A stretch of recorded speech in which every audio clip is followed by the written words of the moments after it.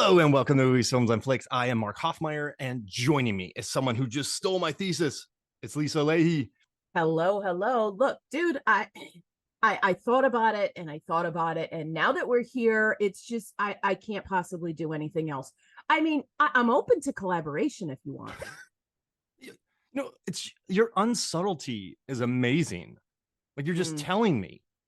I am. You're leeching off of my work. Yeah, and I got to the guy first too, so sorry. Can we trade notes at least? I'll think about it. I have a theory. I have a Midsommar 2019 directed by Ari Aster theory. Also listen to the episode that you and I recorded about Hereditary. Yeah, so I guess we need to schedule something for Beau is Afraid, right? Yeah, absolutely. We need to finish the trilogy here. At this point. Now, Pele Yes. is the mastermind. Yes. Because think about this. Pele likes Danny. He does. He does. He definitely really, does. I'm really happy that you're coming, Danny. Like he's just very happy. And he makes sure when they're in the bar to be like, yeah, they're all coming with me to Sweden in front of Danny. Yep. Then he gives Danny a nice piece of work for her birthday, but he could have gone to Christian first and told him, but instead he gives it first to Danny. Then he goes and talks to Christian, which creates a fight, a rift between the two. Between Pele and Christian? Oh, between Christian and Danny. Because there's always a fight between Christian and Danny, though. But like Pele could have told Christian first. He didn't. He gave a present to Danny, and then he went to Christian. He knew what he was doing. Oh, then, he definitely knew what he was doing because that makes him the good guy.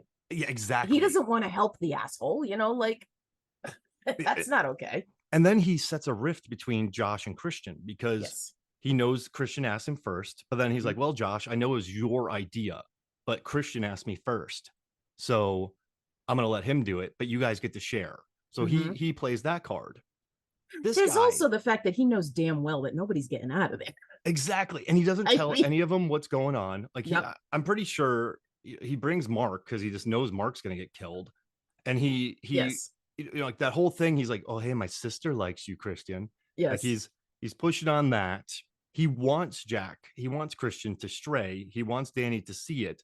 He wants, I bet you they all rigged her winning the dance competition so that she would pick Christian to be burned alive, because he already did the mating ritual. Like he can't go back home and talk about that. He's expendable at this point. So the problem, like everyone talks about this movie, especially Ari Aster, and everybody is, it's like an operatic breakup movie. Yep. And what Ari Aster said was that this is like, he's like, I wanted her to be in this place. Like she lost her family. Now she has a family. But this is a woman who was really manipulated by her boyfriend. In this movie, sorry is said 27 times. And that's a surefire case of someone who is being manipulated. Oh, no, I'm sorry. Yes. So she's being manipulated by Christian, and neither of them wants to break up with each other. Pele sees that. He brings him to Sweden, and then it turns out that Danny might stay there, and he has a crush on her, and she's lost her mind. So this is a poor woman who not only had to deal with Christian, but then lost her family, but then had a Swedish dude named Pele, like being a Machiavelli, like being Kaiser Sozeing an entire situation, playing people against each other, driving her insane, making her part of the family. And then eventually he brings in new blood into the commune, and he has a wife who's lost her mind. Well, that's how cults work. That's how cults work. It's all about, finding those people who are vulnerable and lost and playing upon those edges, right? Like it's interesting because if you look at this, you'll find a number of articles where is this a commune? Is this an actual place, or is this a cult? And I mean, you look at folk horror, and then there is a lot of that fuzzy line of, is this a commune? Is this a cult? What is this whole thing exactly? And it's always about the outsiders. It's always about, who do we bring in because we can't do things on our own? Like they talk about the incest and how they moderate that, and how they grant permission for mating rituals. And, they can't just continue to mate with each other, because if this thing goes years and years and years and years, which they say it has, you run out of people. Yeah. It becomes problematic. And so then, it seems and then that, they specifically inbreed to create seers. Yes. who write their book, like it's sort of like their book of worship, their book of everything. And It's a cult. I mean, it's totally a cult. Aster said totally Aster said, I don't see them as a cult. They might be, but I never call them a cult. He's like, they're a community and they are a family. He's like, I wanted them to exist as a place with a history and very clear laws and rules and traditions. I think Aster was still hurting from this breakup that he based all of this on, and he wanted that comfort, but that's not good comfort. This is he said this is a breakup movie and that he wrote when he was going through a breakup. Yep. And the problem is the breakup never matters in this movie because Christian, who played by Jack Reynor even admits that he was being horrible as an act, like playing a horrible person to Danny. Like there's no so when he burns, the audience is supposed to be like, yeah, I'm getting over traumatic relationship and this is a great breakup movie. I am separating myself from my, I wouldn't say abuser, but like from someone I'm codependent on. Yeah, but she goes from one codependent relationship to another. And I mean, but that's what happens though. Like that's true. I mean, that's the cycle.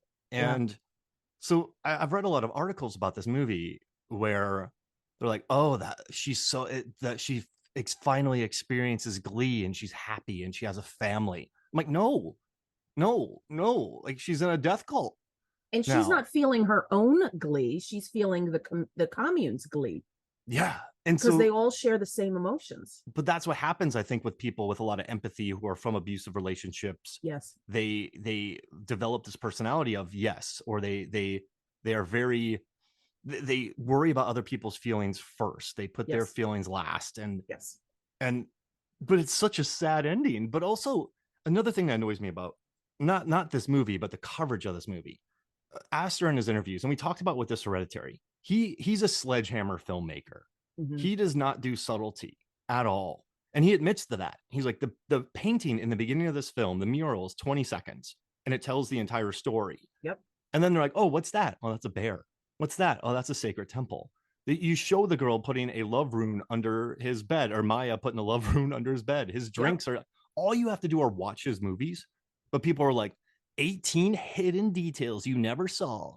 And it's like the mural. I'm like, no, they showed the mural for 20 seconds. Yep. And so I just wonder the way people read these movies, Lisa. And this isn't a problem of the movie, but I just think he's a sledgehammer filmmaker and he admits to it. But then people are like, did you see that scene with the bear? I'm like, well, yeah, because they talk about it. They talk about the bear. And later he's looking at a bear. Right. So what basically with I these think movies, I think it's because most people aren't movie nerds. They're not people like us who watch these things and know that everything, like a good movie, a quality movie, is going to be one that hands you everything. You just have to pay attention.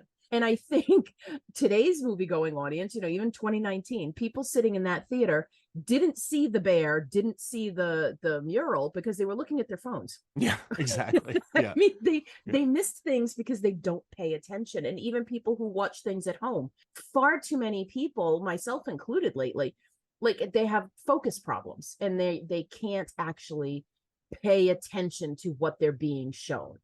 And therefore you do miss things, That's I remember rewatching this and just looking at it and going, oh, damn, there's that mural at the beginning that we all probably thought was important. But when you're in the movie theater, you don't have a pause button.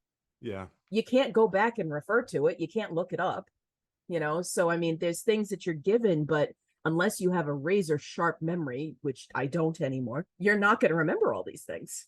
I guess the thing is with him is that with Hereditary, the opening shot of the necklace and then the cult member staring, and then she's allergic to nuts, and then they slam on the nuts, and then they show the light pole for 20 seconds with the symbol, and then they have highlighted sections of text that they want you to read. So this is like his movies are kind of like following a old school MapQuest printout where you just read. I loved those, but like he gives you everything. Yep. And you know where you're going, and yet you're still surprised. I think that's genius. And I think what else he's successful at is look at Tom Cruise. I think Tom Cruise is probably the smartest film star producer on the planet. He is the biggest movie star of our lives. And let's go back and look at Top Gun Maverick. The first half of the movie is about training for a mission. Yes. That teaches you everything about the mission. The second half of the movie is the mission. Yes. So when they're on the mission, you know what the mission is because you've been training for it for an hour. Yes. With the Mission Impossible franchises, I just had to analyze all of them and write a script for fandom about by the numbers. Like in each Mission Impossible movie, like plutonium is mentioned 32 times in Fallout. There's a reference to time every 2.3 minutes in Fallout. Yep. They talk about what they're gonna do and then they do it. So here's the plan: we're going to this place. There's 2 bombs. We need to detonate it. He has a keychain. So when they're out there, you're like, oh, okay, I know exactly what's happening. Yes. Tom Cruise has studied audiences, international audiences around the world. Like, well, yeah, international. I have to say around the world, but he's studied audiences and he knows that you need to like a good speech. I'm going to tell you what I'm going to tell you. I'm going to tell you it, and then I'm going to tell you again what I told you. Right. So it's Tom Cruise is a master of that, and I think also Ari Aster does a great job of just handing you these themes. Like if you just pay attention, you'll know exactly where it's going, but it gets there in an alternative route, which what he says. Yep. And it's like you're walking to a mountain that's 100 miles away. You're going to go through different terrain. You're going to walk by cool rivers. There's going to be some roadblocks. Like, you know where you're going, but you don't know how you're going to get there. So he's a smart guy. And that's why he's made 2 of A24's highest grossing horror films. Absolutely. Because of the way that he guides audiences, but he also provides legitimate shocks, which I dig. I mean, I think that's fascinating about it, like to know what's happening and to still be blown away by it. There's a masterful touch to that. I mean, Hereditary remains one of my favorite movie-going experiences in the theater ever. I saw that movie twice in the theater in a week because I couldn't stop talking about it. It's a great heist movie. Yeah, I guess so. That's true. It is. It's like the Ocean's 11 with white collar occultists. It is. I love it. That's such a great way to look at it as a heist movie. Don't tell anybody about that. I have an article. You got to write that one down. That's pretty good. Yeah. That'll be a new take on it. I love a movie that will surprise me. And, I sat up in my seat and exclaimed out loud in the theater, like jump scares don't bother me. I know they're coming, whatever. But this thing, I absolutely shot up in my seat and I was like, oh, Jesus, out loud in the theater. I mean, I'm not that person typically. And to have that was this absolute 100% delight. And then, Midsommar comes out and I'm like, oh yes, I'm going to see this too. And this is a 2.5 hour movie that feels like it's half an hour long because you are so engrossed in what's going on. You don't see the time go by. And the sound design and the mix and everything. My schedule's crazy. So sometimes when I don't have time to do a full rewatch. So when I commute to work, I put my phone out of the way, but I play the movie and I listen to it. And just listening to the sound design, the way it's mixed, the noises, like he really knows what's going on. Yeah, he's very, very good. And also, too, let's not beat around the bush. I mean, this guy hires Toni Collette and Florence Pugh to anchor his movies. Yep. That's smart. Absolutely, it is. They are both brilliant in these films. This doesn't work. These movies don't hit if you don't have these actors. And Florence said that this movie played a huge toll on her. And I love one of her quotes because they're in the middle of nowhere and they didn't film in Sweden. They filmed in Hungary. But I love that she's like, we were shooting in a very hot field with 3 different languages. So I wouldn't say that all of it was pleasurable. Pugh continued about making the movie. Also, it shouldn't be. Why would making a movie like that be pleasurable? And she said that when she was looking out of the plane and on her way to film Little Women, she felt immense guilt because it felt like she'd left Danny in that field in that emotional state. So she couldn't leave the character behind. So this movie really stuck with her. Yeah. And like what she's able to do though, like the way that she's able to just say, I'm sorry and pull off that, like it's a really good performance of someone who has seen a lot of trauma and someone who has, what do they call it? An altruist? Yeah. And she does a great job at that, of backing down at every moment when she goes, you know what, I'll wait. And to his credit, the one time ever Christian's like, you know what, we'll wait. Yeah. And then she's like, you know what? We'll just do it. It's fine. I don't want to be trouble. And that's why I hate Pele more, because he knows that's her.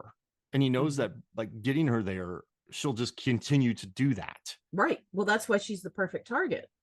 It's, And he knows that he's gonna win, because you get, when they get there, when they exit from the into the clearing from the giant sun arch thing they've got, and you see all of the people who have left and have now returned for this ceremony, this ritual, whatever you want to call it, this festival, like all of the people who have been exchange students all over the world have brought back their offerings, and you can see these various people reuniting with their families. And then you see these people who are very clearly outsiders, because they are all wearing darker, more distinct colors from the white that everyone in the commune wears. So they're very easy to pick out. And there are all these pairs or like trios of people who have been brought back. And I think Pelle knows that he's going to win.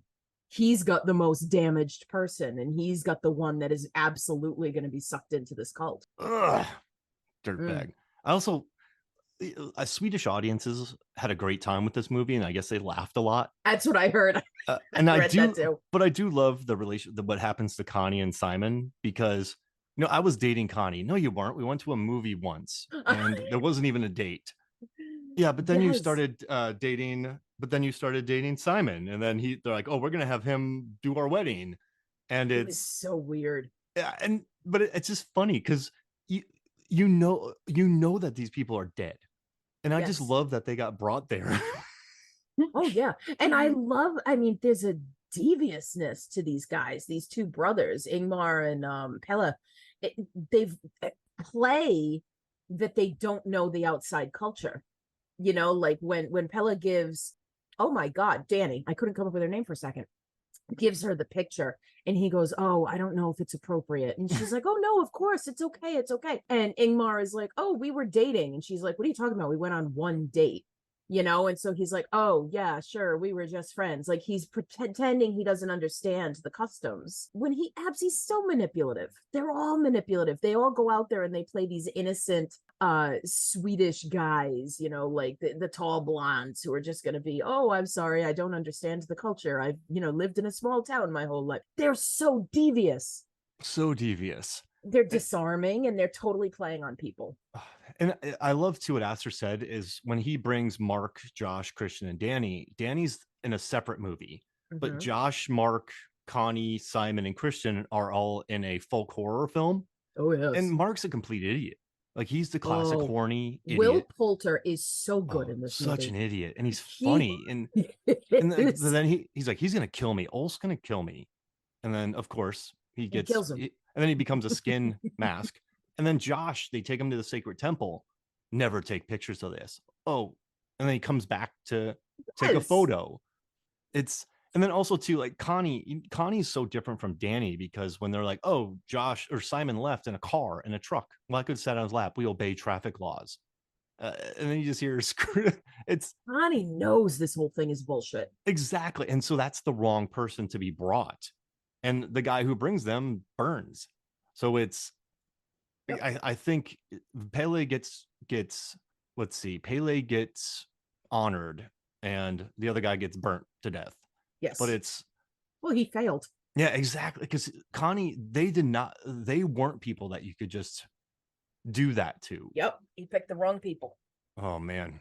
So listen, I think this movie I'm a much bigger fan of this over Hereditary, which is a heist movie. You aren't? I am. I love the Midsommar. I think is a better movie. Hereditary to me, like I said, it's just a heist movie. There's absolutely nothing about Hereditary about mental health. It's about a mom who wanted demon money, and so she just tries to corrupt her family. Yes, that's right. Remember, like her husband the husband kills himself, not because he has mental health. It's because his wife is trying to insert a god of hell, a king of hell, into their son. Yep. And then, what's crazy too? They once Toni Collette wisens up, she takes her son away, but then she lets the daughter hang out with her mom.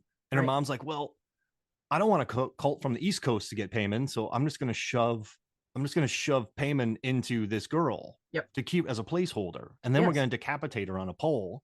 And then that's going to wear everybody down. And then it's time to act." So it's a heist movie. It's a heist movie. It's a slow burn, waited out kind of thing. I mean, what successful heist doesn't require patience? Right? It's like Shawshank Redemption. Yes. But you know, he escapes after. It's not a heist, but his escape took decades. Yep. Patience. And the thing is, none of that mental health stuff is real in Hereditary because it's all caused by a cult. Like people aren't, so that cheapens it for me. But with Midsommar, whatever, it's about a woman who legitimately has issues being manipulated, and that's devious, and it is funny to a certain extent. It's layered, and so I think this movie is much more mature than Hereditary, which is cheapened by the heist and the demon money. See, I disagree on that. I don't think it's cheapened. That being said, I am more of a demon girl in general, so those kinds of stories are more appealing to me. I am intrigued by like humanity is worse than any supernatural being you can come up with kinds of films too. So that's why I think Midsommar is so genius, because it really does prey on a number of levels. You know, it preys on Danny's emotional fragility. It preys on the asshole ego of Americans, right? Because the two London people are like, we're not doing this, goodbye. Whereas the Americans are like, we're totally going to infiltrate this and nobody will realize what we're doing. Oh, they see very clearly what you're doing because you're being obnoxious about it, right? Like Josh accuses Christian of being unsubtle. Whereas, you know, he turns to Pella and he says, can I take photographs? And Pella says, or Ingmar, I don't remember who he's talking to, says, well, be discreet. And Josh holds the phone up and is taking these pictures. I mean, he is nothing but obvious. And he gets pissed off, and Christian is exactly the same way. I mean, for this guy to have the ego and the ignorance and the disrespect to go into their temple and take photos of their sacred book. I mean, it's an ego thing. He's so disrespectful of their beliefs. Now, granted, their beliefs are screwed up and scary, but the idea that you could go to a sacred, because he's saying he's going to go to England next, he's going to go to Germany next, he's going to do the same things. So there is very clearly a disrespect and a selfishness in these guys. And I think that's emphasized to show just how altruistic Danny is and how she sacrifices everything for everyone else. Therefore, everyone is sacrificed for her in the end. Jeez Louise. Thanks for coming to my TED Talk. No, I mean, listen, that was so succinct. It's like, how do I even add to that? And it's been nice talking to you. See you later. I'm out. See you later. That's the shortest podcast we've ever done. Yeah. Thank you all for joining us. Quick question. Now, Connie, Simon, Mark, Josh, Christian, like, let's say they all showed up and just participated in the events. You mean like if they behaved? Yeah. Would they still be killed? Yes. They'd be like, oh, totally. I think they would, if you forgive this term, they wouldn't be the as important in the ritual. Right. So Connie and Simon are kind of just extras in the 9, whereas Christian is like the focal point. Mm-hmm. You know, so I think that if Josh and Christian and Mark had behaved, they just would have been either discarded or they would have been low on the actual levels of what they were required to do. Because the Blood Eagle sacrifice. Mm-hmm. And when they come in and like Simon's corpse is the Blood Eagle. Mm-hmm. Which on that show Vikings did a really good Blood Eagle, by the way. Just want everyone to know that. It's an impressive. I don't know what to do with that scene. I mean, well, it's very bloody, but you just look at it and you go, oh, what's going on there? Yeah. And I love that Mark's corpse skin becomes just an outfit for somebody. They hate Mark so much. He is a horrible, he pees on their ancestral tree person. But I want to see outtakes of Will Poulter being Mark, because he's just so funny. And frankly, he is the quintessential what people think Americans are. Mm-hmm. You know, he's looking for sex and he needs to piss, so he's going to pee on a tree. Like, he doesn't care where it is. He's just going to do his thing. And he's not even remorseful. There's a guy, I mean, it's the equivalent of peeing on somebody's gravestone. And he doesn't even apologize for it. Yeah, I peed on a tree, whatever. I think you're right. They are a great blend of Americans. And listen, I'm not going to say all Americans go over and travel overseas and are ugly. I But agree. you're right. Like Yeah. when I was in South Korea, the vision of Americans were Eminem. Like there's a lot of Eminem t-shirts. Yep. There was a lot of guns. Yeah. People like when I would be in a cab and people like, you have guns. There was a lot of kind of hip hop type stuff. Like in 08, 09, that was kind of what America, that was like what everyone associated America with. Like everyone asked me if I had guns. I'm like, well, not on me. But it's yeah, I think there's such a good showcase of that because William Jackson Harper, Josh, we could call him the good place. He shows up and kind of tells people about things and said, oh, and then like, does that make sense? He doesn't listen. He takes the photos. He sneaks. He's just very brash. And then he's you get the Christian. academic. I'm here for the purposes of learning. No, you're there for the purposes of getting a degree and respecting their culture. Them. Exactly. And Christian is the sort of bro, and Will Poulter, Mark is the idiot. So like they're the classic sort of tropes. Yes. That I don't know why I brought up that Canadian. He's just looking to get laid. Yeah. Yeah. And like, but he's an American Pie. Like he's in a Friday the 13th folk horror movie. Yep. Which is kind of funny. Like they're in a completely he's the one you hope movie. Goes first. Like he's the expendable one. And then I kind of like how Simon's like, oh, this is so cute. Like Simon uses the word cute. Yep. About the events and even though they duck out and I respect them for that, and but then they get blood eagled. Yeah, there it is. They try to dip, but you really just sort of have to respect those cultures when you go. And a lot of people try to interject themselves into it. But you're not in your country, you're in their country. So respect it. Even though you're a cult and the cult's going to kill you. That's exactly what's going on with Simon and Connie. The first sign of, oh, this isn't good, they try to leave. They're smart. Right after the elder ceremony, the word that begins with A that I can't remember. At AT something. Yeah, I have it pulled up here. Let me pull that. Yes, please. At Testupa, at a stupa, yeah. Yeah, at a stupa, yeah. Yeah, at a stupa. At the first sign, they go, "We're going, goodbye." Like this is not okay. Whereas, Danny is off by herself, and Christian comes up to her to see if she's okay, and she turns and she goes, "Aren't you disturbed?" And he goes, "Yeah, that was really concerning, but we're in a different place and it's a different culture." And he's dismissive is the only word I can come up for it. Like, and I think there's really something to that where people, if it's other, it's this othering, right? Like they go and they say, well, because it's different, I'm going to just say, it's inferior, and the simplicity that Pella and Ingmar both play off to their friends is this idea of, oh, I don't know what it's like to live in your culture, teach me. There's this submissive status play. And that's how they disarm these individuals. That's how they get these people to come back, because they all think they're going to visit this area and see this quaint little thing. And they're going to say, oh, how cute. And then they're going to go back to, quote, real culture, real civilization that frankly deserve everything they get because they're so arrogant about it. Yeah, just you just watch two people fall off cliffs and then get their head smashed. And Pele never warned you about this. You leave. Right. This could have been not to mention, Josh, the pedantic asshole, hears the word.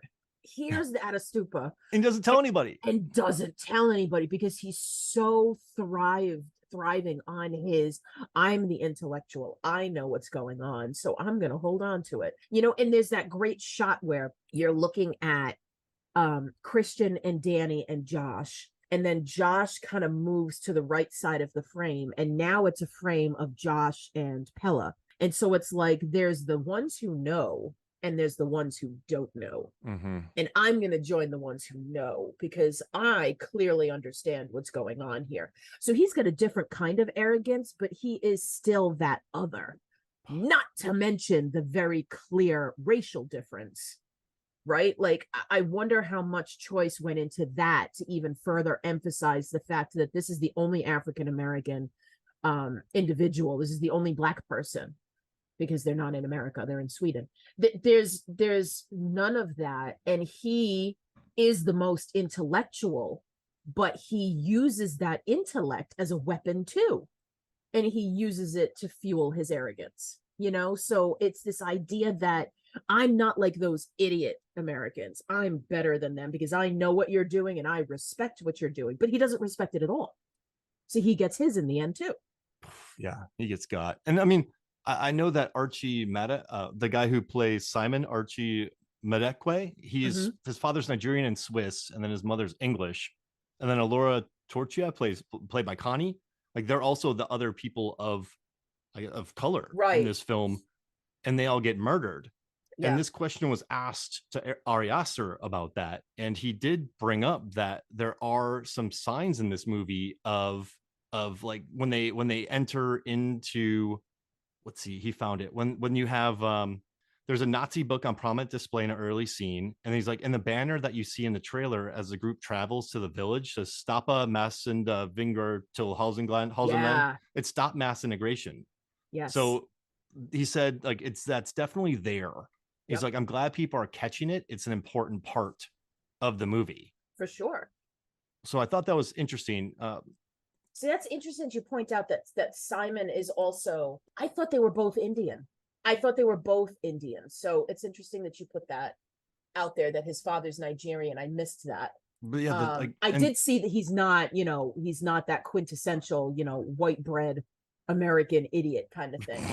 He's not Will Poulter, who's English. And I like very much that they're both from England. It's like, okay, we are a little bit better at this than you guys are, although we are still from where it all kind of originated. So, they've had a lot more folklore in their lives. it's such an interesting commentary. And I think they're both, I also just love that like the people of color are the smart ones. But it's Josh, who's smart in a different way. He's book smart, whereas the two of them are just common sense. Like, this is terrible. Let's go. Like they're the ones who are like, goodbye. Yeah, they just thought it would be a nice little trip, like you said. And Astor had this to say. He's like, you will notice that the white members of the visiting community are used more than just their bodies, are used for more than just their bodies to be sacrificed, whereas the others are thrown aside. It's in the margins of the film, and it's kind of consistently in the periphery. So I don't want to talk too explicitly about it because the film is not a polemic, although there are politics strewn in. But yes, there are allusions to Swedish history, especially in the last century. So he was aware of that making this movie. Yep. Which is just another layer to enjoy the film. I love it. I think it's so good. But it's interesting because I want to bring this up now. You sent me a video and I already forgot who did the video. Give me a second. Yeah, what do you think about it? I loved it. I'm like, this is really, really interesting. Because the guy says he loves it. Sort of like the guy loves these movies. He has posters, he has the 4Ks, but he brought up some interesting points. He's not wrong. I do disagree on his comment about Hereditary, because he says, and you're kind of in this same boat almost, where you're talking about like the whole demon thing cheapens it. For me, I think it's great because that's the whole point of it. Like I love demon stories. I think it has to do with my Catholic, put the emphasis on the wrong syllable, the Catholic upbringing. But I find those kinds of stories really interesting because as Americans, we dismiss the possibility, whereas everywhere else in the world, like people still believe in demons and they believe in this possibility and this faith that there are things both above and below that we do not understand, and we cannot begin to understand them. Here in America, we're like, yeah, that's all mental health and that's all crazy people and none of that's real, so let's dismiss that. And then all of our American movies are about how we're all very wrong. But I like Hereditary, but his comments on Midsommar is that the characters are so bland that you don't care about any of them. I think it's an interesting commentary. I don't think it detracts from the film, though. That's where I diverge from his opinion. He's got this idea that, and he's right, where you do not care about Christian and Danny's relationship, right? And you don't care about any of these people. So then when it all falls apart, who cares? But that goes back to what you were saying initially, where you talked about how we know where this film is going. And frankly, this is classic Greek tragedy, right? Like it's opera, he said. This is operatic. Yes. All of this stuff. Operas, these classic, they're all based in the same foundation. Yeah, like drama, like very, yeah. but drama where the audience knows exactly where it's going. It's all based in that catharsis, that expenditure of pity and fear, where you're looking at what people are doing and you say, oh, you poor schmuck, this isn't going to end well for you. It's not about what the ending is going to be. It's about how we get there. And I think that's what's cool about this. Go ahead. And like, listen, Aster had glee in having the deaths off screen. We don't see Simon die. We don't see Connie die. We don't see Mark die. We see Josh get bludgeoned, but we don't see a lot of the death. Right. Aside from people getting their head smashed in after jumping off cliffs. But it's he took delight in sort of not like, okay, let's say he makes Josh, Christian, Mark, Connie, Simon incredibly three-dimensional and likable people, and then murders them throughout the movie. That changes the tone of it, and it takes away from the ending, which is Danny's break and her separating from Christian by a very extreme manner. Yes. But that's the point of the movie. This is a breakup movie. This is not a let's like everybody in the film. And I think the humor is necessary in this movie, with Mark being such an idiot. Totally. And Josh being just being like kind of bulldozing people, and watching Connie and Simon be the smart ones and run away and then get absolutely played. And then the way they're dealing with them. Oh, they're in a truck. There's only 2 seats. Like the lies just keep getting deeper and deeper. It reminds me of the time when I played Santa and I ended up telling kids that Santa drives an H2, and it just got the lies piled so deep on top of each other. I didn't even know where I was anymore. But that's not the point though, right? Like this movie is the point is to, and also he was going through a breakup, and the one thing I don't like with breakups is I think everyone has gone through a relationship where someone else is, I just don't like the whole idea of one person being 100% at fault. So I think in this one, Danny, they were together for 3 years. She does 4. You're right. Don't forget, it's 4 years.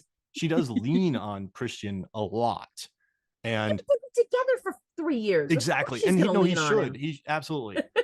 But it's like I guess she's never presented without too many faults, I guess. And you can see that, but Aster was probably hurting after his breakup, and then he wanted to write presented as that quintessential psycho girlfriend, where everything is a drama, everything is over the top, everything is she's sad and I need you right now. She's identified as being very clingy.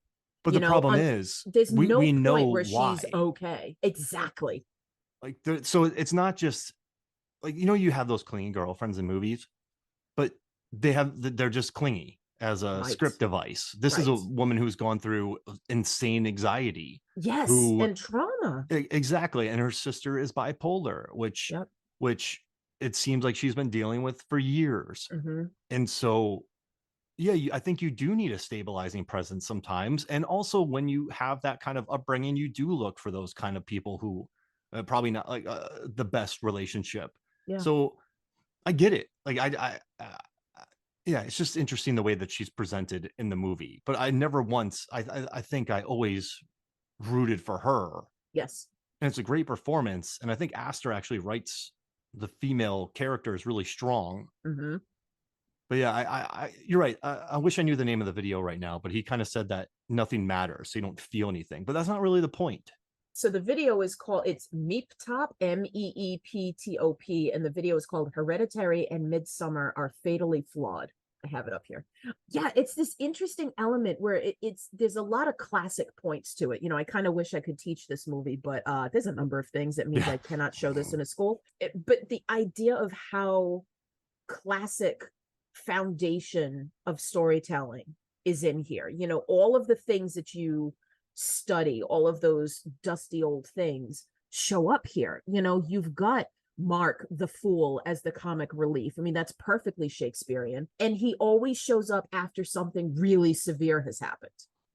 I mean, you read your classic Shakespeare and there's always a goofy kind of scene that lightens the mood after something terrible has happened. I go to Hamlet and you think about the end of Act 4, we find out that Ophelia has tragically drowned, spoiler alert. And in the very next scene, Act 5, Scene 1, you have 2 grave diggers who in some publications are called clowns. and they're just goofing on digging people up. And you're like, what is happening? What are these people doing? This is ridiculous, but I can't help but laugh.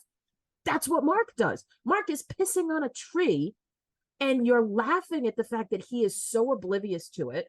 And then you're empathizing with the poor guy who's on his knees sobbing at what this foolish American has done. And all of these elements just fold so perfectly in here. And it's what I love about Ari Aster is, even though he's a sledgehammer filmmaker, even though he gives you everything, that dramatic irony of knowing every single decision is going to turn out bad for them. The dread of an A24 horror film. Like they talk about this resurgence of horror, this artistic horror, this whatever the hell it is, horror. It's A24. They know how to focus on dread. And that's what's missing from a lot of horror films in general. The stuff we goof on, the slasher films, whatever it is, you're not feeling dread. They're jump scares and they're cheap because they come a dime a dozen. But that to be able to masterfully put together this feeling of, oh God, through the whole 2 hours of film is genius, because it doesn't happen. This movie was either going to be brilliant or cheap, and he makes it brilliant because the characters are very simple and everything is very basic and everything is handed to you on a silver platter, and yet it works, and it works well. I mean, this is going to be historically the top echelon of folk horror. This is right next door to the homage of The Wicker Man, because it's that good. I think The Wicker Man's number one, and there's a lot more other. Yeah, I mean, it's the story wise, I love the OG. Yes, a lot. I joined Tony Everyone's on always his show, The Wicker Man there. Pod. On the Wicker Man Pod, I joined Tony and had a great time talking about. Yeah, I'm in there somewhere. I think it's a couple weeks. Yeah, I love that movie so much. And Aster said that I've always seen Midsommar as a fairy tale. Orphaning your main character is the oldest fairy tale movie in the book, and that was important for where the film goes. So, like you said about the classical elements, I mean, this guy went back to fairy tales, and he talked to Disney flourishes, which a lot of those are what Grimm's tales. Yes. Which, so he basically grounded it in that. I guess my biggest problem with Aster is, I'm not even lying when I say this. When I saw Hereditary, I just watched the screen and I was like, okay, this is going here. Okay, that means they're gonna whap that. Oh, there's the I didn't find any surprise. And when I was watching Midsommar, like I knew, like when they're like, oh, that's the secret room. Oh, that's this. This is what's gonna happen here. Oh, we can't come in this room. We can't take this. And then I don't know. I just saw it. There, and he even says it. He legitimately says that. Where's this quote? Aster just said, I know exactly where they're going. I don't know. I guess that takes away from me. He's like, I think the fun of the film is that the contribution of the folk horror genre, subgenre. So it goes exactly where you're expecting, but the surprise is in how it feels to get there. It's like the guys in the movie are in a folk horror movie, but the main character and girlfriend, one of the guys, Danny, turns out is not. She's in something else, and she's our conduit. She's a person that we're attached to, so it's her movie, not theirs. But he says it like he goes, it's going exactly where you're expecting. And for me, I have a much better time with movies like Barbarian or Malignant, that you see things in those movies that no one could have guessed where Malignant was going. Or Barbarian. I mean, good gracious. I got more joy from the scene in Malignant where the sister, Maddie Hassan, who's great in We Summon the Darkness, goes into an old abandoned psychiatric facility, and oh, she's dead. Great, she's dead. But then later on, she's just watching a tape at her house. Yep. Like, there's so much joy to be had in that, and with James Wan's sort of funhouse vibe aesthetic, those are the movies I love. Yes, so when I watch like Midsommar, when I watch Hereditary, I don't know why, but I'm just so able. Like you just watch it and you know where it's going, and I don't find a thrill in that. I really don't. But you know what's going on with Midsommar. So why does Midsommar work, but Hereditary doesn't? Well, because I think it's not cheap. I think Hereditary is cheap. Like I love what you said about demons and like that aspect is really wonderful to be explored. But you look at Exorcist, right? That demon is just a demon. When you look at Rosemary's Baby, they want to put the Antichrist into somebody. Hereditary, they have a picture of Payman sitting on a bunch of gold. And they're like, oh yeah, money. Like, it's a bunch of people who want cash. They want demon money. And that cheapens it. You watch a movie like Take Shelter, or Young Adult, which I think those two movies capture mental health issues beautifully. And they don't cheapen them. They don't cheapen them at all. And they respect, like, Take Shelter respects people of the Midwest. Shelter is so good. Young Adult respects people in what where were they, Minnesota? Yeah, somewhere in North Midwest, somewhere Midwest. They don't Fargo it. It's right. It's a movie like they respect. It's not a parody. Yeah, and I think they treat it with a dignity, whereas Hereditary, there is none of it because they're all just being tricked and gaslit by a cash hungry cult. Fair. So I don't like it. I think Midsommar is better because of Florence Pugh and the way that she is able to portray her character with all the sorries, with just the empathy, with the altruism, and the way that she's manipulated. It's quite devious. So they use that against her, and I think that is more interesting than a heist movie. Totally fair. I don't think Hereditary respects mental health issues, and so I don't know. That's just me. But I mean, listen, you know what annoys me too about Hereditary? They're like, they custom built the sets. I'm like, yeah, but every set's custom built. Yeah, that's nothing. Yeah, it's built like a dollhouse, and they custom built it. Well, yeah, of course they have to custom build it. Like, hey, never heard that. I don't think I've heard that before. Did you hear? No, that's what they said. Like, Lisa, did you hear about Hereditary? They built sets. Get Out. That's cool. And Get Out, it's great too. Get Out's better. Get Out is brilliant. Yeah, like the subtle way that they're able to establish their separation between the two main characters and Get Out through their wardrobe is wonderful. Yep. But hey, let me tell you. So in Hereditary, they had a sound stage, right? They put a bunch of wood in it, and they built a house. Incredible. And but people are writing that. Revolutionary. Can you believe it? Like, it bothers me. Stupid. It is. It's cheap. That's a cheap way to praise it. But I also have to recognize this in myself, where I watched The Dark Knight, and Dark Knight fans are so abrasive that I wasn't a fan of The Dark Knight for a while. But that's not The Dark Knight's fault. Right. It is the fans. So I think people who talk about elevated horror, people who talk about A24 movies, I think they're relatively new into the experience of horror, and they didn't grow up watching Freaks, Bride of Frankenstein, Dawn of the Dead, actual movies with social causes that they're thinking it's just happening now. And that's fine. Like, maybe when they get older, they'll learn more about horror. They figure it out. Yeah. But yeah, like with the all the heaping of like, oh man, and did you see in Midsommar that they have a mural for 20 seconds? Like, yeah. Like, it was the very first thing you saw. These movies are worth praise, but I think maybe I get a little sour on them because of the fans. But that's not A24's fault. That's not Midsommar's fault. That's not Hereditary's fault. It's just, I think, people who don't know horror, or I mean, like, look at the people who are directing for Universal back in the day. Like, it's just, if you knew more about horror, you wouldn't just be talking about elevated horror like it's something new. I don't know, Mark, your Josh is showing.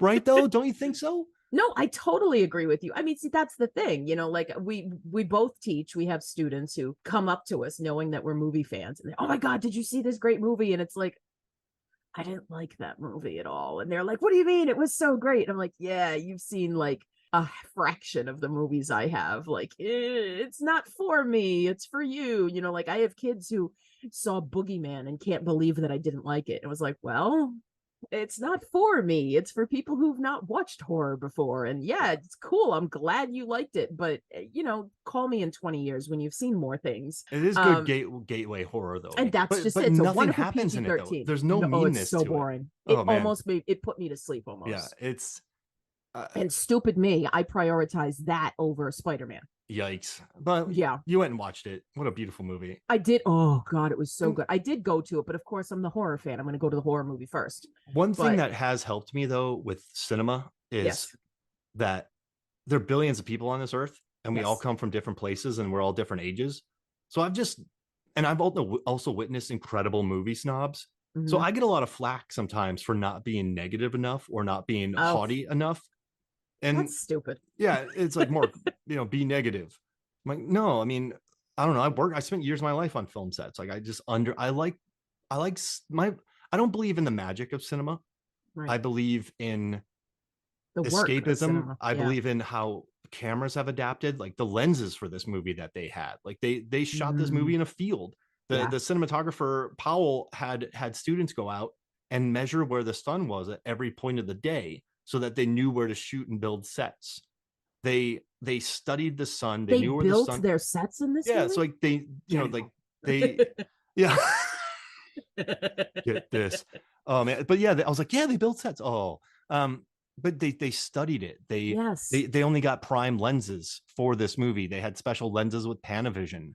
They did a lot of camera tests. It was actually, it took them out of their comfort zones. It took them out of their custom built set for Mhm. Hereditary and into the sun, into a Yes. field, into another country. And that's what I love about it. Like I dig the camera work, the way they Yes. shoot, the wide shots with the prime lenses. I think it's all masterfully shot. And so for Mhm. me, when I think about cinema, it's more about the evolution of the art. What was popular at the time? What are the trends? This is a Absolutely. $1 trillion industry by this time. So I like to understand what makes it tick, not so much what Nicole Kidman's saying when she's talking about AMC theaters, because it's Oh all my God. business. Yes. And so I don't know, that whole thing has just made it easier for me to just enjoy any movie I watch because I'll put it in context. I'll understand what it is. And so I can pretty much talk to a lot of my students about what they love because I don't, we all know that haughty teacher, like that haughty person. Right. So I don't try to be that person. And I But think there's something to that. A critic doesn't have to be critical. It no, doesn't have to be no. negative. You're somebody who has pure joy in watching these films, in counting the number of times that, somebody says a particular word, and this, like, your stat articles are just pure delight in what you're studying and what you're working with. And there's not enough of that because it's all about what went wrong and, oh, why did somebody only give it 4 stars? Clearly something was wrong with it. No, it doesn't mean there's anything wrong with it. It means it earned 4 stars. That's a good thing. Like, you look at these elements and people are constantly tearing it down because, oh, it's been done before. Everything has been done before. So now go see something that is just pure enjoyment. And everybody's got stuff they enjoy, and not all of it is, Oscar worthy. And who cares what's Oscar worthy anyway? I'm a Some of terrible my, movie critic. I think you're a great movie critic because you're that bright light of enjoyment. It's like, yeah, this may not be the greatest thing I've ever seen. However, I loved the hell out of it. Like, you have You to know? understand the context of it, though. Like, people talk about the Lost World Jurassic Park, and like it's not as good as Jurassic Park. Like, Right. well, what is? Like, what? Exactly. It's a sequel. Like Scream 6 is the sixth film in a movie franchise. Like, Yep. you got to look at everything in context. Yep. That's at least what I do. And Yeah. before I even write a review, I have to research it. Like, I can't just go write a review because I don't care that much about my opinion. So I don't know. It's hard for me to write a review. It takes too long because I got to read too much about the movie. It's a homework assignment. I wish I cared more about my opinion than I could just write what I As a think. critic, the critic who doesn't care about his own opinion. So I'm Well, telling you, well, that right? that I'd rather alone. have conversations with them about a movie than I express my agree. opinions about I'm the them. same way. I did do some writing before, but it's just I'd rather talk about it. It's more fun to talk about it. I started off writing movie reviews and I realized it wasn't my world. So then I Mhm. pivoted to data articles and that's paid off. Like, I Yep, think you pursue what you like and you realize your strengths. absolutely. So yeah, but no, and I want to tell you something funny. So all this talking about elevated horror, I was watching Evil Dead Rise, and I was like, "This is good elevated horror because it's in a high rise," Okay. which isn't the meaning of it. I know what elevated horror is, but then I say movies like Devil are elevated horror, Yes, and it's because it's in an elevator. in a set. But I pulled all the A24 horror films. Then I Yes. figured out where all of them take place, like not the shooting location. So they didn't shoot in Sweden for this movie. This Right. movie was not shot in Sweden, but it takes place in Sweden. So I found the elevation of where they shot. This is brilliant. So Yes. I figured out which A24 movie is the most elevated by altitude. Okay. And the number 1 and 2 are Hereditary and Midsommar There we go. because Park City, Utah is just what, 5,000 feet. above sea level. I'm going to take your word for it. And Midsommar is about 2,200 feet. Amazing. And I love that Ari Aster, and they're the most successful. Yes, so they are. not only are they the most successful, they're by the same director, and they take place in the highest elevation. Clearly, this is the key. You have to make sure that you're as high up in elevation as possible in order to do well at the box office. We should do an episode after I get this article out there where we pick our favorite moments of elevation from A24 horror movies. So like on the cliff in Midsommar, in the attic in Hereditary, on the stage in Green Room. Dude, on the ceiling in Hereditary. Yeah, holy hell. In the attic, in the ceiling in the attic. That's double. That's double elevation. Someone like levitates into a treehouse. Yep. They really go for the elevation. It's so good. In Climax, they step up on a stage. Yep. In Tusk, they are looking down on Justin Long Walrus. There it is. So we should talk about our favorite moments that take place in elevated spots. I would need to like research and go through again and like double check everything. I just did. Because Blackcoat's daughter is about like the basement too, right? Yeah, the basement. But then they do go on the second floor. They have their dorms up in the second floor. That is true. I don't know. I thought the creepiest stuff though was in the basement. So now I start thinking about lower level stuff. And I should just do it. Like which other? So I took points off if there were. I mean, the lighthouse. No, is the lighthouse A24? Yeah, but see, the lighthouse is only 70 feet, and they're right on the coast there, out in by Maine. So yeah, there is elevation, but not much. Like Bodies are up in the mountains, but that's in upstate New York. That's a terrible movie, and none of them get that high. You have now we can talk about the drug use, and there's high. Oh yeah, they're definitely high. Yeah, they're definitely high as kites in that film. I mean, Midsommar, he gets high, or no, they get and also Hereditary, he gets high. Yep. And also heads get decapitated, which is the highest point of the body. It is. I think there's another article for you to write here, Mark. Oh yeah, I already got it written. I just got to get it out there. I'm trying to get paid for it first before I unleash it on my own. But, I'm sure somebody will pay you for this. Well, listen, this was awesome, and I'm so glad we got to unpack this movie. And yeah, no, this is great. Thank you so much. Where can people find you, Lisa? And do you have anything else to talk about? No, I think we've pretty much covered it. Oh no, you know what? I do want to talk about something actually real quick. Those moments where he's focusing on the fact that we are voyeurs. Did you pick up on these? So there were two specifically that I caught. In the trees? No. So there's a moment when with the cliff, with the two elderly people, again, with this word I can't remember. No, so there's a moment when I actually like took a photo of it because I was like, oh my God, that's a really cool shot. If you go back into it, so it's the moment when, oh, this is terrible. You're not gonna be able to see this clearly at all. But so I'll show you this shot if you like indulge me for a minute on my phone. Let's see if I can get it to focus. I just see a white. I can't. It's just I see a white screen. Yeah, what moment is it? I'll pull up on Voodoo real quick. Okay, so it's actually I can tell you that because I do have the timestamp. It's at 58:01. 58:01. I'm pulling 58:01 in the movie. My Voodoo. I love Voodoo. Because I was videotaping my iPad and it's just not showing up. 58:01. What's the shot about? So it's a long shot, it's like really long, of the cliff, right? And you see all of the people, all of the commune members at the bottom of the cliff looking up. And to the left are Danny, Mark, Christian, and Pella.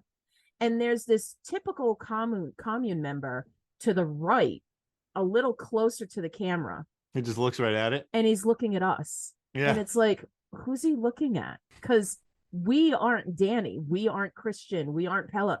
And there's more than one shot like this where you've got this little wink of, hi, I know you're watching this and you think you're safe voyeuristically watching this, but you're not. You're in this too. Oh man, I talk about Sledgehammer filmmaking and I missed it. It's so good. And there's another shot of it later and I don't remember when, but this was the frame that really caught my attention. Like it went by and I'm like, wait a minute, go back. I need to see that again. Because when you look at this framing and you've got the cliff and you've got everybody there looking at it, and this is one of those shots where you can very clearly spot the outsiders because they're all wearing the darker colors, right? You can see where Connie and Simon are. You can see where Christian and Mark or it's Christian, Josh, and Danny off to the left. But then there's this guy who turns and looks at us just for a second or two, and then he looks back. See that he's having fun with this movie. That's why I think this is better than Hereditary.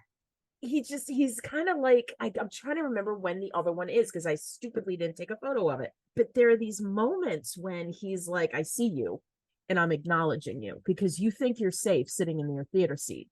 But here I am and I'm going to watch you and I'm going to show you that I know you're there too. Oh, that's cool.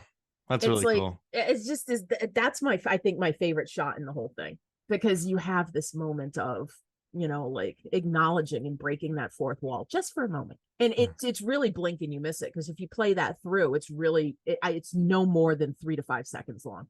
That's a great find. I can't believe I missed that.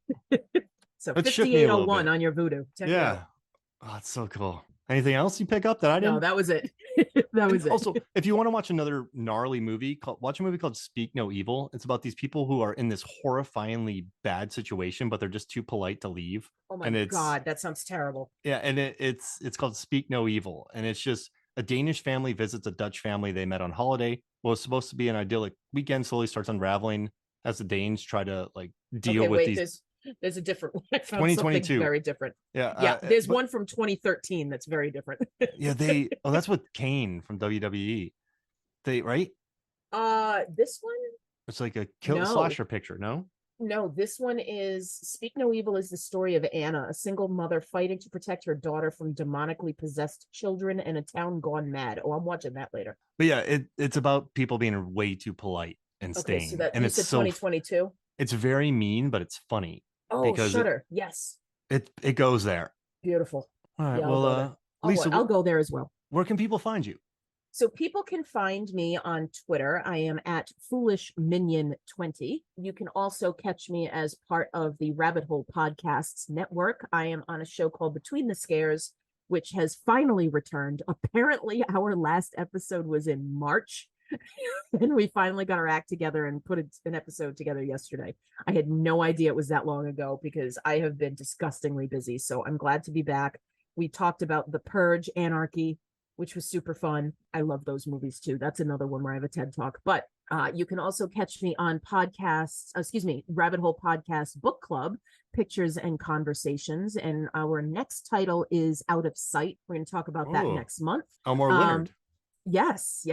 We've got a few. I think it's our 6th episode. So we've got a number of them up already. We've talked about Kindred. We've talked about Fight Club. We've talked about Slaughterhouse-5. We talked about, oh God, what was it called? Home Before Dark. We've got a few cool titles. It's a nice array of options. Yeah. I've also started streaming like a giant nerd on Twitch. So I'm on Twitch as Lisa Sally Haynes. So you can catch me there if you want to watch me play silly horror games like The Mortuary Assistant and Dead by Daylight. I'm not very good though, so make sure you're aware of that because if you decide to follow me thinking that there's going to be skill, there's not. It's pretty bad. That's all. And listen, I know you're busy, so thank you so much for joining me. Oh, I love it. I'm so happy to be back in podcasting this summer. I've just had so much going on the last 6 months, so super excited to be back because this is what I love to do. And yeah, make sure to go back and listen to our other episodes. We have Hereditary, Super. No, not Super. Super's not me. Super. Nope. No, not Super. What's the other? Oh, Brightburn. Brightburn is me. Yeah, Brightburn. Because I was thinking James Gunn, but he directed Super and he produced Brightburn. And we have other ones, but I can't think of them right now. Well, one of them is The Lost episode. Oh, The Lost. I was going to talk about that. We have The Lost episode, but I'm going to be coming back soon. Yeah, you will. Talk about another film that is a bit contentious out there in the world of film nerds. Oh, tell. Should we? This is a surprise. We can talk about it. Lady in the Water. Lady in the Water. Oh. Shyamalan. Most people gave up on him by The Village, which is another whole thing because I think that movie is the pinnacle of how not to advertise your film. Yeah, exactly. Because people just didn't understand what it was, and when they didn't get what they expected, they thought it was a bad film. This summer monsters are gonna eat everybody. Yes, and I love that movie, but he didn't lose me until The Happening because I love Lady. What? I love it. I love The Happening. Get out of here! Do you really? Yeah. I haven't watched it since I saw it in the theater because I thought it was torment. He swings. Listen, if a director swings and misses, I still love it because that's fair. He swung. He pulled his signs like Marilyn, swung away, and he missed. Yeah. But I love He it. missed expertly. I mean, the man doesn't do anything half-assed. He's another sledgehammer filmmaker. Oh But yeah, yeah. He's a meat cleaver, and I love it though. Like maybe I just like that kind of stuff. I don't know, but yeah, his movies are much more earnest. I like the earnestness of his movies. see, that's a good word for it, because other people call it self-elevating, like it's all about me, look at how great I am. And you're saying earnest, like I love what I do, see me work at this. I like earnest better. Those movies are earnest, super earnest. Yeah. And they'll scare you stupid. Some of them. Yeah. And earnest scares stupid, will scare you stupid. It will indeed. There's sets that they built in that movie. They built sets too. This is a new trend in filmmaking. They're building their own sets. Who knew? Oh, I can't wait to chat Lady in the Water with you. well, listen, we got to talk about it because the performances are just so, like, again, committed. I love it. Paul Giamatti goes all in. He does. It's wonderful. He does. All right, so good. Well, let's get ready for that conversation. So thank you so much for joining me. Thanks for having me, as always. I love it. So for me, Mark Hoffmeyer, and for Lisa Leahy, this is Movies, Films, and Flicks. We'll see you next week.